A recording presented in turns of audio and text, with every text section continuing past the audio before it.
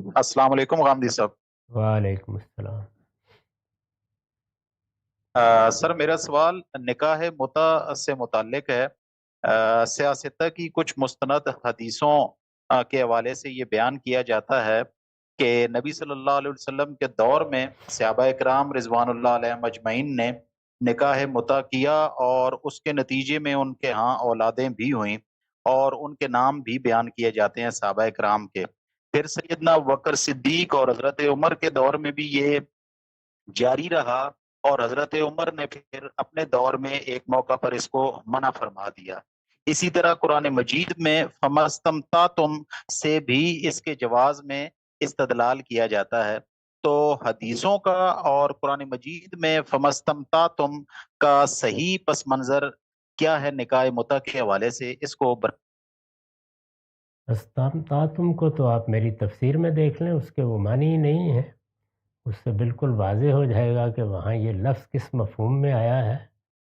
باقی رہ گئی یہ بات کہ نکاح کی کیا صورت جائز ہے کیا جائز نہیں ہے، اس کو اللہ تعالیٰ نے سورہ مومنون اور سورہ معارج میں بیان کر دیا ہے۔ دونوں مکی صورتیں ہیں، ان کے مکی صورتیں ہونے میں کبھی کوئی اختلاف نہیں ہوا۔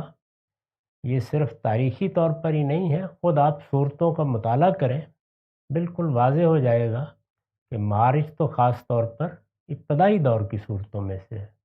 انہی میں اللہ تعالیٰ نے بتا دیا ہے کہ جنسی تعلق اگر آپ نے اللہ کے بتائے ہوئے قاعدے کے مطابق اختیار کرنا ہے تو اس کی اس وقت کے حالات میں دو ہی صورتیں بیان کی گئی ہیں، اور اس میں پہلی صورت ازواج کی ہے، یعنی آپ نے کسی کو بیوی بنایا ہے، جس طرح کی بیوی بنایا جاتا ہے۔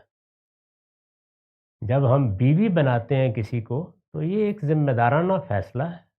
یہ فیصلہ آپ نے اپنے حالات کے لحاظ سے کرنا ہے، وہ آپ کریں۔ ہو سکتا ہے 2 سال رہے، ہو سکتا ہے سال رہے، ہو سکتا ہے زندگی کا نباہ ہو جائے۔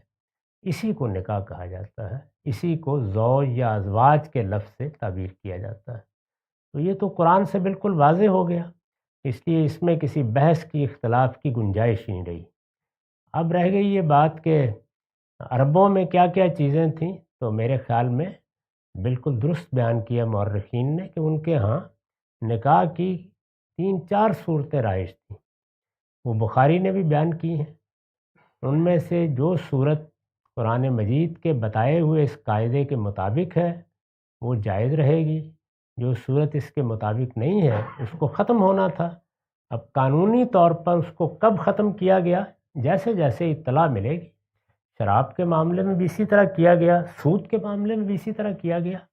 لوگ دو باتوں میں فرق نہیں کرتے، ایک کسی چیز کا ناجائز ہونا ہے اور ایک اس کا آؤٹ لا قرار دینا ہے، یعنی قانون کب بنایا گیا۔ تو حضرت عمر نے اگر کوئی اقدام کیا تو اسی وقت کریں گے جب ان کے علم میں آئے گا کہیں خلاف ورزی ہو رہی ہے۔ کسی کو روکیں گے تو اسی وقت روکیں گے جب معلوم ہوگا کہ ابھی لوگوں نے اس کو نہیں چھوڑا ہے۔ تو یہ اصل میں انتظامی نوعیت کے احکام ہیں جو بعد میں بھی لوگ اسی طریقے سے کریں گے تو ان کے بارے میں جاری کیے جائیں گے۔ ان کا کوئی تعلق حرمت حلت سے نہیں ہوتا، نہ حرمتیں حلتیں اس طرح مؤخر مقدم ہوتی ہیں، وہ قرآن مجید نے بیان کر دی ہیں۔ اللہ کی کتاب کے فیصلے کے بعد کسی روایت کسی واقعے کی کوئی حیثیت نہیں رہتی، تاہم واقعات غلط نہیں ہیں اور یہ ضرورت ہمیں بھی پیش آئے گی۔ اس وقت دیکھیے پورے عالم اسلام میں ہر مسلمان جانتا ہے کہ سود حرام ہے، لیکن وہ آؤٹ لا قرار نہیں دیا گیا۔